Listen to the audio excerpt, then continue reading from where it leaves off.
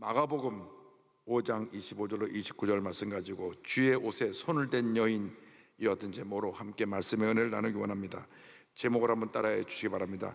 주의 옷에 손을 댄 여인. 주의 옷에 손을 댄 여인. 우리 기독교 신앙은 기적을 믿는 것으로부터 출발합니다. 성경 전체가 기적으로 뒤덮여 있습니다. 예수 그리스도의 죽음과 부활을 믿는 것이 기독교 신앙의 핵심인 것입니다. 십자가에서 우리의 죄를 위해서 죽으시고 부활하신 예수님을 믿고 날마다 주님 안에서 기적을 체험하며 나가는 여러분 모두가 되기를 바랍니다. 오늘 말씀을 보니까 절대 절망에 처한 여인이 등장합니다. 먼저 절대 절망에 처한 여인을 소개합니다. 마가복음 5장 25절입니다. 12회를 혈루증으로 알아온 한 여자가 있어 성경은 말씀합니다. 12년 동안 계속 하혈을 하는 것입니다. 피가 멈추지 않습니다. 극심한 빈혈에 시달려 고통당하는 여인이었습니다. 성경에 이 혈루증을 앓는 여인들은 부정한 여인으로 여겨졌습니다. 철저히 격리되어 살아야 했고, 이 여인이, 이러한 병을 걸린 여인이 앉은 자리에 있던 사람도 그걸 만진 사람도 다 부정하게 여겼기 때문에 모두가 옷을 빨고 몸을 씻어야 했습니다. 레위기 15장 22절에 이와 같은 그에 대한 지침이 나옵니다. 그가 앉은 자리를 만지는 자도 다 그들의 옷을 빨고 물로 몸을 씻을 것이요 저녁까지 부정할 것이며, 이 여인은 사람으로부터 불길한 여인, 부정한 여인으로 취급받아서 격리된 삶을 살아와야만 했습니다. 깊은 외로움과 절망 속에 아픈 몸을 이끌고 12년을 병을 잘 고친다고 하는 의사는 의사대로 찾아가서 진료받고 치료받았지만, 또 좋은 약이나 약은 다 써봤지만 오히려 병은 더 깊어지고, 의사 선생님 만나고 또 좋은 약을 구하느라 모든 재산은 다 낭비하고 말았습니다. 마가복음 5장 26절이 말씀합니다. 많은 의사에게 많은 괴로움을 받았고 가진 것도 다 허비하였으되 아무 효험이 없고 도리어 더 중하여졌던 자에, 사람이 병이 깊으면 물에 빠진 사람이 지푸라기라도 잡는 심령으로 누가 병을 잘 고친다 하면 그리로 달려갑니다. 그래서 그분의 처방을 받고 다 그대로 해봅니다. 그런데 낫지 않고 오히려 몸이 더 아파진 것입니다. 더 나빠진 것입니다. 그래서 또 다른 의사를 찾아갔는데 또 결과는 마찬가지였습니다. 인생을 살다 보면 이렇게 의사가 고치기도 힘든 병이 갑자기 찾아오기도 합니다. 몸이 안 좋아서 병원에 갔더니 의사 선생님이 말씀하시기를 말기암입니다. 이미 온몸에 다 전이가 됐습니다. 왜 이제야 오셨습니까? 그동안 통증이 없었습니까?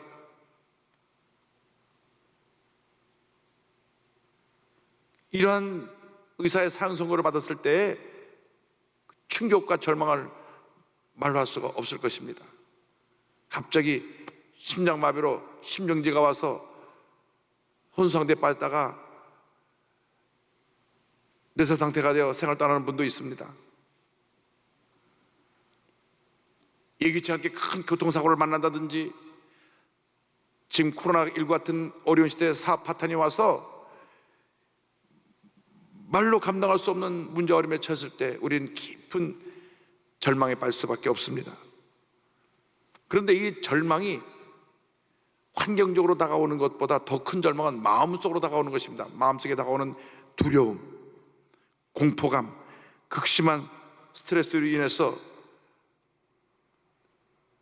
절망하고 낙심하고 무너지게 되는 것입니다. 누구에게나 그 마음에 이 같은 절망이 있습니다. 아픔이 있습니다. 치명적인 약점도 있고 상처도 있습니다. 말 못할 고민이 있습니다. 외로움에 살아가는 사람들이 있습니다. 평생을 과거에 상처에 갇혀 사는 사람들이 많이 있습니다. 혼자 외로워서 밤에 잠을 자지 못하고 눈물을 흘리며 고통 속에 살아가는 분이 너무나 많습니다. 요즘 코로나19가 장기화되면서 우울증 환자가 급증해서 극단적인 선택을 하는 사람도 계속 늘어나고 있습니다. 사도 바울이 탄식합니다. 로마서 7장 24절입니다. 오호라 나는 곤고한 사람이로다. 이 사망의 몸에서 누가 나를 건져내랴. 이 사망의 몸에서 누가 나를 건져내랴. 그러나 우리 인간의 절망이 끝이 아닙니다. 신앙의 눈으로 볼 때 절망은 하나님의 역사가 시작되는 새로운 시작인 것입니다. 인간의 마지막은 하나님의 시작입니다. 기독교는 영원한 희망의 종교입니다. 하나님께서 천지를 창조하실 때에 성경을 보면 저녁이 되고 아침이 된다고 말씀하심으로 하루가 지나가게 하셨습니다. 창세기 1.5절입니다. 하나님이 빛을 낮이라 부르시고 어둠을 밤이라 부르시니라. 저녁이 되고 아침이 되니 이는 첫째 날이니라. 8절에 하나님이 궁창을 하늘이라 부르시니라. 저녁이 되고 아침이 되니 이는 둘째 날이니라. 13절에 저녁이 되고 아침이 되니 이는 셋째 날이니라. 저녁이 되고 아침이 되니 저녁이 되고 아침이 되니 저녁이 되고 아침이 되니 이렇게 하루가 지나갔던 것입니다. 밤이 깊으면 새벽은 밝아오는 것입니다. 더 이상 절망하지 마십시오. 낙심하지 마십시오. 포기하지 말고 절대 긍정의 믿음을 갖고 주님을 붙잡고 일어나시길 바랍니다. 믿음으로 일어나시기 바랍니다. 이 여인이 사람을 찾아다닐 때에는 절망이 깊어갔지만 예수님의 소문을 듣고 예수님을 찾아갔을 때 기적을 체험하게 된 것입니다. 믿음의 손을 뻗은 여인에 대해서 둘째로 설명드리기 원합니다. 12년 동안 병에 시달리던 이 여인이 예수님에 대한 소문을 들었습니다. 예수님께서 모든 병을 고치신다. 이 소식을 들을 때 캄캄한 절망 가운데 처해 있던 그녀에게 한 줄기 희망의 빛이 비쳐 들어왔던 것입니다. 그 소문을 듣고 이 여인은 꿈을 가졌습니다. 힘을 가졌습니다. 내가 예수를 만나기만 하면 나는 이 병에서 노예남을 받을 것이다. 나는 반드시 치유함을 받을 것이다. 여러분, 주의 말씀을 듣고 꿈과 힘을 가지고 믿음을 가지시길 바랍니다. 로마서 10장 17절입니다. 그러므로 믿음은 들음에서 나며 들음은 그리스도의 말씀으로 말미암았느니라. 어떤 문제를 만났습니까? 어떤 중병에 걸려 고통을 당하고 있습니까? 어떤 절망에 처해 살고 있습니까? 주님의 음성을 들으시기 바랍니다. 그 음성을 듣고 꿈과 희망을 가지십시오. 믿음을 가지고 주님 앞에 나오시길 바랍니다. 예수님께서 갈릴리 지역에서 사역하고 계신다는 얘기를 듣고 이 여인은 물어물어 예수님 사역하신 곳으로 나아갔습니다. 그런데 얼마나 많은 사람들이 예수님을 에워싸고 있는지 이 여인은 사람들을 해치고 나아가서 그 예수님 곁에 나아가 옷에 손을 댑니다. 마가복음 5장 27절입니다.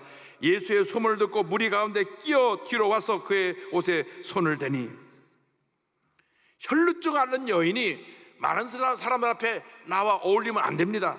마치 그것이 알려지게 되면 부정한 여인이 율법을 어기고 사람들에게 나타난 것이기 되기 때문에 돌에 맞아 죽임을 당할 수가 있는 그런 위험을 당하게 되는 것입니다. 그러나 이 여인은 그런 거 두려워하지 않았습니다. 나는 예수님을 만나 병을 고침을 받으리라. 병을 고침을 받으리라. 그래서 사람을 해치고 나갑니다. 12년 동안 피를 쏟았기 때문에 얼마나 어지럽고 기운이 없었겠습니까? 쓰러지고 또 쓰러지면서 사람을 해치고 또 해치고 나가서 내가 예수님 옷에 손만 대도 나을 것이라. 이 여인의 위대한 믿음을 보시기 바랍니다. 예수님에게 안수하시면 낫겠다가 아니라 내 옷의 젖자락을 잡기만 해도 나는 고침을 받으리라. 고침을 받으리라. 할렐루야. 이 어떤 위대한 믿음의 사람들이 되기를 바랍니다. 마가복음 5장 28절입니다. 이는 내가 그의 옷에만 손을 대어도 구원을 받으리라 생각함일러라. 이 여인은 큰 믿음의 여인이었습니다. 그의 옷에 손만 대어도 내가 구원을 받으리라. 손만 대어도 구원을 받으리라. 오늘 이 믿음을 가지고 여러분 모두가 예수님의 옷자락을 붙잡으시길 바랍니다. 기적이 일어날 것입니다. 믿음으로 옷에 손을 댄 그 순간 12년 동안 피를 쏟던 그 여인이 몸에 병의 근원이 떠나가 버렸습니다. 5장 29절입니다. 이에 그의 혈루근원이 곧 마름에 병이 나은 줄을 몸에 깨달으니라. 그 순간 병이 고침받은 것입니다. 할렐루야. 주님의 기적이 일어나는 것입니다. 여러분, 믿음은 기적을 가져옵니다.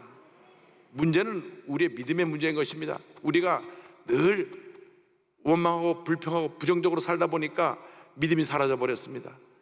절대긍정 절대감사로 나아가면 기적이 다가오는데 의심하고 염려하기 때문에 문제가 더 커지는 것입니다. 믿음이 기적을 만들어냅니다. 절대긍정의 믿음이 기적을 만들어내고 놀라운 역사를 우리에게 가져오는 것입니다. 히브리서 11장 1절과 2절은 고백합니다. 믿음은 바라는 것들의 시작이요 보이지 않는 것들의 증거니 선진들이 이로써 증거를 얻었느니라. 할렐루야. 오늘 이 시간 여러분 모두가 큰 믿음의 사람이 되기를 바랍니다. 해결하지 못할 문제를 안고 있습니까? 큰 병에 걸렸습니까?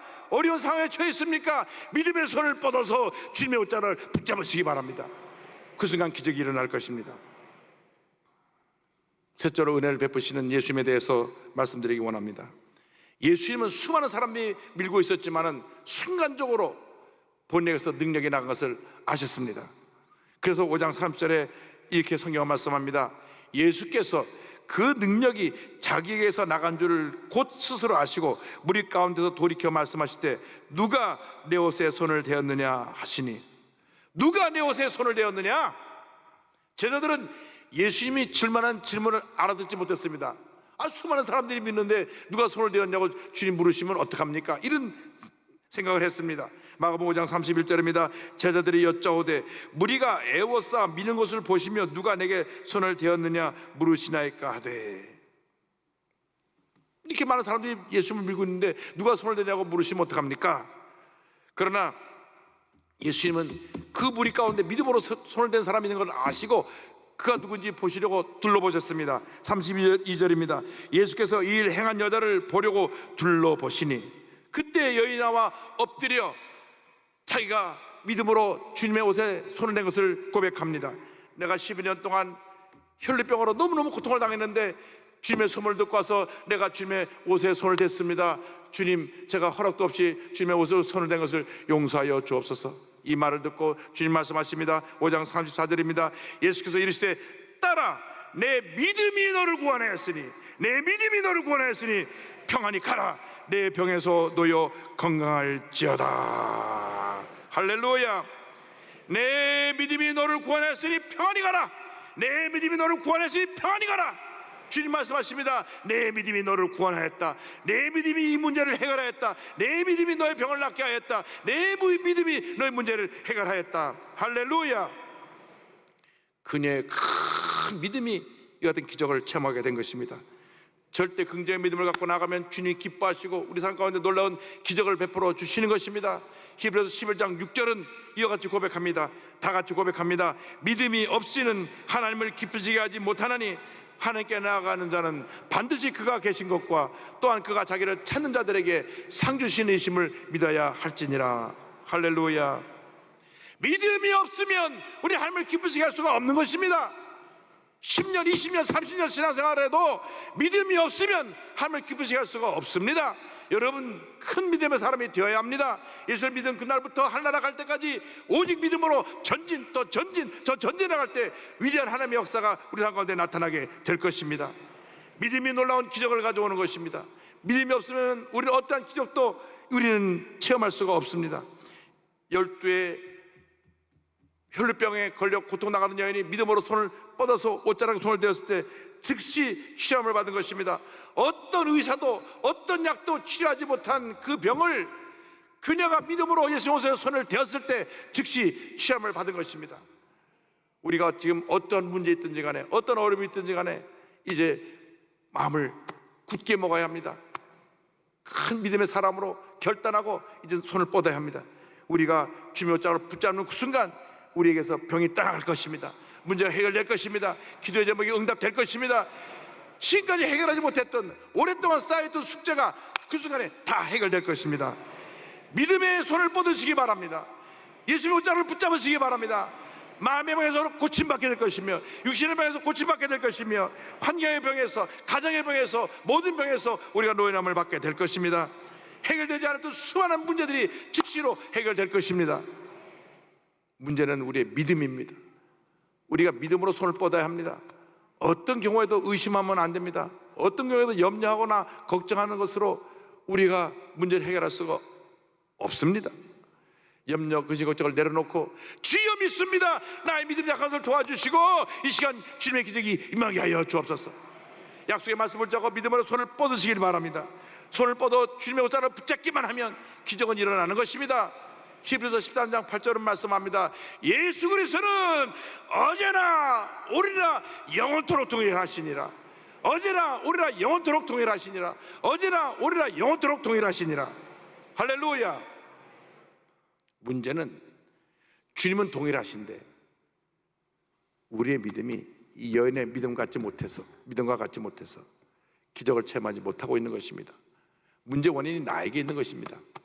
누구 때문이 아닙니다. 저 사람이 나를 괴롭혀서 내가 힘들다, 아닙니다. 내가 주님의 옷자로 붙잡지 못했기 때문에, 믿음으로 붙잡지 못했기 때문에 내가 그런 문제 가운데 빠져 있는 것입니다. 예수님은 변함이 없으신데 우리의 믿음이 약하기 때문에 주님께서 우리의 믿음을 보기 원하십니다. 여러분, 오늘 주님 앞에 그 믿음을 보여주시기 바랍니다. 믿음으로 주님의 옷자로 붙잡으시기 바랍니다. 주님의 옷자로 붙잡기만 하면 기적은 일어나는 것입니다. 날 때부터 두 팔이 없고 한 다리가 없는 채로 태어난 한 여인이 예수님의 옷자로 붙잡고 기적을 체험한 간증을 드리려고 합니다.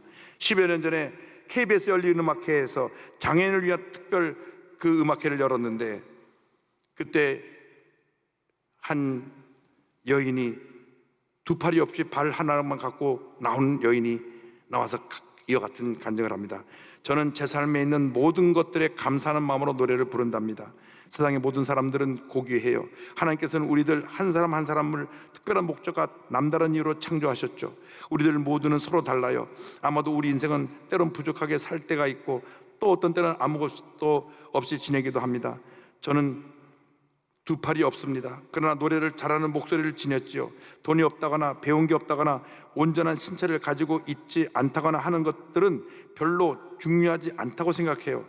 여러분은 나름대로 주변 사람과 다르게 무언가 중요한 것을 가지고 있어요. 우린 모두 소중한 존재입니다.